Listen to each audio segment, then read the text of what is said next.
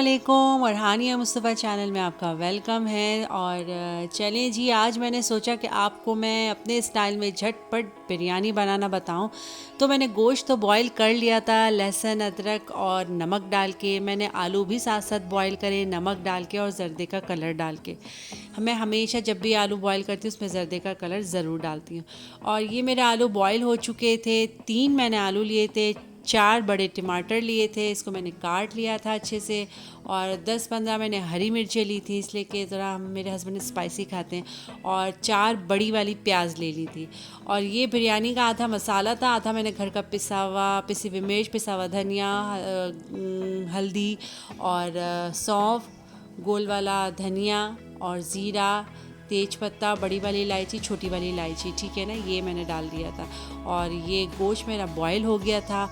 इसके बाद मैंने तेल पतीली में डाल लिया था और इसको गरम करने के बाद मैंने थोड़ा सा तेल और डाला। मुझे लगा कि थोड़ा कम लग रहा है तो फिर मैंने थोड़ा सा तेल और डाला। एक दफ़ा आप मेरी रेसिपी से बना के देखिएगा, आपको ना पसंद आए तो आप मुझे बताइएगा। बिल्कुल देगी स्टाइल में बनाऊंगी और इसका सीक्रेट भी बताऊंगी कि इसकी जो बाहर की बिरयानी की जो खुशबू आती है वो इसमें कैसे आएगी, वो मैं आपको लास्ट में बताऊंगी।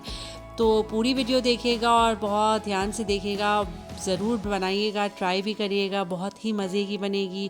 और इसमें कुछ ज़्यादा मसाले नहीं डालने हैं, बहुत ही कम, यानी कि नॉर्मल मसाले जो होते हैं ना वही डलेंगे ताकि ये बहुत अच्छी और लजीज बने। तेल गरम होने के बाद मैंने इसमें प्याज डाल दी, ठीक है ना। प्याज हल्की गोल्डन ब्राउन करनी है। अगर आप डार्क कर देंगे, एकदम कोरमे की स्टाइल की कर देंगे, तो आपकी बिरयानी का कलर थोड़ा डार्क आएगा जो अच्छी नहीं लगेगी। तो ये भी एक बहुत ज़रूरी पॉइंट होता है कि आपने प्याज बहुत ज़्यादा ब्राउन नहीं करनी है, हल्की गोल्डन ब्राउन करनी है, बहुत सफ़ेद भी नहीं रखनी है वरना फिर वो मसाले में मुंह में आएगी। इस तरह से नहीं, हल्की गोल्डन सी करनी है। प्याज गोल्डन हो जाए तो इसके बाद मैं आगे आपको बताऊंगी कि मैंने इसमें क्या डाला। अच्छा जी, ये देखिए हल्की गोल्डन हो गई। इसके बाद मैंने इसमें लहसुन अदरक डाला 2 चम्मच, ठीक है ना। 2 चम्मच मैंने लहसुन अदरक डाला और इसको थोड़ा सा हल्का सा सौते किया। इसके बाद मैंने इसमें डाल दिए टमाटर। गोश्त में बॉईल कर चुकी थी। असल में कुछ लोग प्याज ब्राउन करके है ना गोश्त डाल देते हैं, फिर उसको मसाला लगा के, वो भी करते हैं। मैंने बहुत पहले मैं करती थी, अब नहीं करती हूँ, इसलिए कि मुझे फ़र्क ये महसूस होता था कि जब मैं गोश्त डाल देती थी वो गोश्त बिल्कुल काला हो जाता था, तो वो अच्छा नहीं लगता था। और जो बाहर की बिरयानी जो होती है, देखिए आप उसमें गोश्त में एक गुलाबीपन थोड़ा बहुत नज़र आता है। तो इसी तरीके से मैं अब इस तरह मैंने करना छोड़ दिया। मैं टमाटर डाल के उसको ज़रा भून लेती हूँ, यानी कि उसका पानी ड्राई हो जाता है। इसके बाद मैं गोश्त डालती हूँ। यखनी में से मैंने गोश्त निकाल लिया है, जो मैंने लहसुन अदरक नमक डाल के बॉईल करा था। यखनी मैं नहीं फेंकती हूँ, यखनी का भी मैं बताऊँगी कि मैंने क्या करना है। तो ये मैंने गोश्त डाल दिया। गोश्त तकरीबन गला हुआ था, थोड़ी सी कसर थी वो दम पर, और उसके साथ वो बराबर हो जाएगा। तो इसी के साथ फिर मैंने सारा गोश्त निकाल के इसको अच्छे से फिर इसकी भुनाई करी। और फिर मैंने टमाटर तो डाल ही चुकी थी, गोश्त भी डाल दिया था। और इसके बाद फिर मैंने बिरयानी का जो मसाला बनाया था मैंने वो डाला। मैं बिरयानी का मसाला घर में बना के रखती हूँ, किसी दिन ज़रूर शेयर करूँगी। ये मेरा अपना हाथ का बना हुआ है। मैं शान का भी कभी कभी यूज़ करती हूँ, मगर अभी मैंने यूज़ नहीं किया था। तो इसके बाद मैंने हरी मिर्चें भी डाल दी और इसको अच्छे से भूना। मैंने बहुत अच्छे से इसकी भुनाई करी, ठीक है ना, इसलिए कि टमाटर का जो पानी था उसी में थोड़ी देर 2-4 मिनट मैंने इसकी अच्छे से भुनाई करी कि ऑयल ऊपर आ जाए। और इसी तरीके से फिर मैंने दही डाला, 1 कप के हिसाब से दही डाला। मेरे हिसाब से मुझे पता है कि ये वाला जो चम्मच में निकालती हूँ तो वो पूरा 1 कप बनता है। तो 1 कप दही इस टाइम पे डालना है जब आपकी गोश्त की भुनाई हो जाए, पहले नहीं डाल देना, इसलिए कि टमाटर का भी पानी होता है और फिर वो दही का भी निकलेगा, तो फिर वो शोरबे की शक्ल इख्तियार कर लेगा। तो वो हमें शोरबा नहीं बनाना है। और इस तरीके से हमें दोबारा से इसकी भुनाई करनी है। और फिर मैंने भुनाई करने के लिए इसको 2-4 मिनट इसकी मैंने अच्छे से भुनाई करी तेज़ आंच पे, ठीक है, कि दही ने भी अपना पानी छोड़ दिया और बिल्कुल गोश्त के अंदर मसाला एकदम परफेक्ट बस गया और बहुत ही मज़ेदार किस्म का चटपटा सा मसाला तैयार हुआ था। और ये देखिए तेल इसने छोड़ दिया है।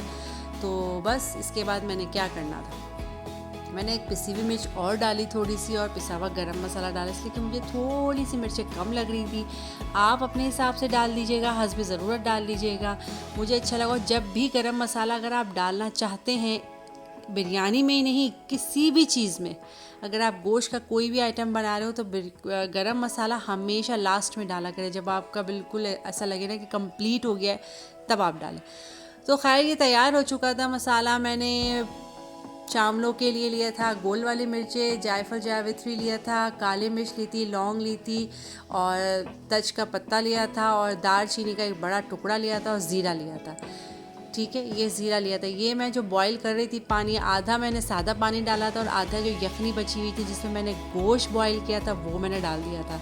साथ में मैंने नमक भी डाल दिया था और चावलों का पानी उबालने के लिए रख दिया था। चावल मैंने 2 घंटे 2.5 घंटे पहले ही भिगोने के लिए भी रख दिए थे। और ये मैंने डाला सिरका। सिरका लाजमी डालना है, इससे आपका चावल बिल्कुल नहीं टूटेगा। और ये भी एक बिरयानी की सीक्रेट होती है। आप सादे चावल भी बना रहे हैं, पुलाव बना रहे हैं, तो आपने सिरका थोड़ा सा ज़रूर डालना है। तो उससे ये होता है कि चावल आपका नहीं टूटता है, किसी सूरत नहीं टूटेगा। और मैंने अपने हिसाब से, जब एक कनी जो रह जाती है तो चावल के बॉईल करने का आपको तरीका आता होगा। और मैंने साथ में केवड़ा भी डाला था। केवड़ा भी लाजमी डालना है ताकि वो खुशबू जो होती है ना बिरयानी की, वो इन्हीं चीज़ों से होती है। और मैंने 4-5-6 आलू बुखारे आखिरी में डाले, शुरू में नहीं डाले वरना वो बिल्कुल घुल के मिक्स हो जाते हैं तो पता नहीं चलता। तो ये चीज़ मेरी मसाला रेडी हो चुका है मेरा। और अभी मैंने थोड़ा सा दूध लिया, तब मैंने 3-4 चम्मच के हिसाब से दूध लिया। जर्दे का कलर डाला, मेरे पास ये ऑरेंज वाला कलर है, यहाँ तो ऑरेंज भी मिलता है, येलो भी मिलता है, मगर मैं ऑरेंज मुझे ज़्यादा पसंद है। और इसमें मैंने फिर डाला केवड़ा। केवड़ा मैंने अच्छा खासा डाला था।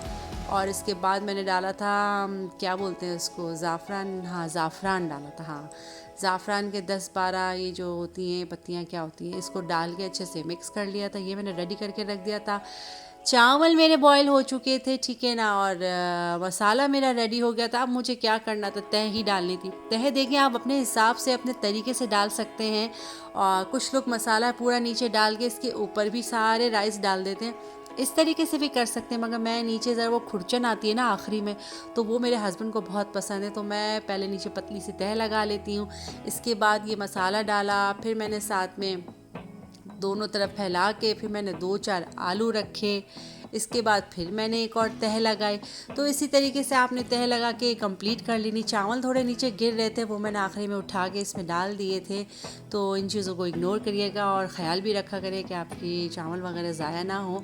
तो बस इसी तरीके से तह लगाते रहें, थोड़े थोड़े चावल डालते रहें, थोड़े थोड़ा मसाला डालते रहें। ये तो माशाल्लाह से आपको आता ही होगा, माशाल्लाह से अच्छे से खाना जो बनाती हैं उनको तो पता ही होगा कि इस तरीके से करना है। तो मैंने भी इसी तरीके से पूरी तह लगा ली। बहुत दिनों बाद बिरयानी बनाई, काफ़ी दिन हो गए थे, इसलिए कि मैं ज़रा चावल कम खाती हूँ। शौक़ तो बहुत है मगर थोड़े कम कर दिए हैं डायबिटीज़ की वजह से। मैं अब राइस कम लेती हूँ, मगर आज ज़रा मेरी शुगर कम आई थी कुछ दिनों से, तो मैंने कहा चले बिरयानी हो जाए। हस्बैंड भी बोल रहे थे कि यार इतने दिन हो गए बिरयानी बनाओ। तो खैर इस तरीके से फिर मैंने ये देखिए कितने प्यारे लग रहे हैं ऑरेंज कलर के आलू, बिल्कुल आपको मैं देख के स्टाइल की बिरयानी बना रही हूँ और बहुत ही मज़ेदार और लजीज बनेगी। ज़रूर इस स्टाइल से आप लोग बनाइएगा। चिकन की भी इसी तरीके से बनती है, उसमें बस वो बॉयल नहीं होती है चिकन, उसमें भुनाई ज़्यादा अच्छी होती है। तो सारा मसाला इस तरीके से डाल देने का है। आखिरी में मैंने सारे चावल डाल दिए थे इसके ऊपर। ऊपर की तह तो ज़्यादा थोड़ा मोटी होती है चावलों की, नीचे पतली होती है। तो तह तो आप अपने हिसाब से लगा सकते हैं, 2 लगाएं या 3 लगाएं, अपने हिसाब से जिस तरह से चाहें उस तरीके से लगाएं।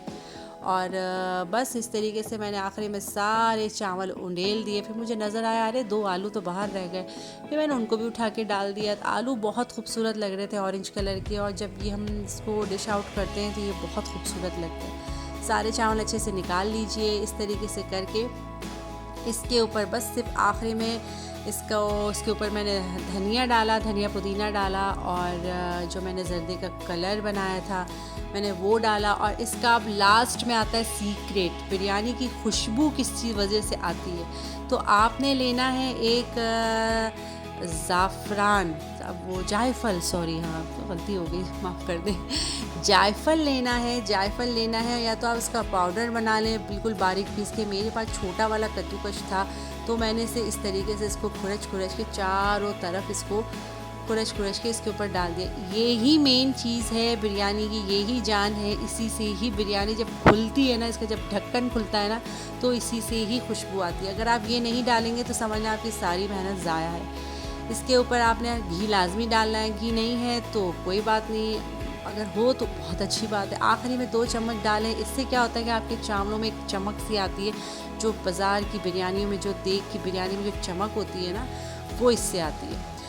तो बस इस तरीके से डाल के और दम पे छोड़ दें। पहले 2 मिनट तेज़ आंच पे दें, इसके बाद अपने हिसाब से कम कर दें। और बस आज की मेरी यही वीडियो थी, और इंशाअल्लाह ताला फिर किसी नेक्स्ट ब्लॉग में मिलती हूँ। खुश रहें, खुश रखें, अपना बहुत ख्याल रखें, और फिर मिलती हूँ इंशाअल्लाह ताला कल के ब्लॉग में। अल्लाह हाफ़िज़, टेक केयर एंड बाय।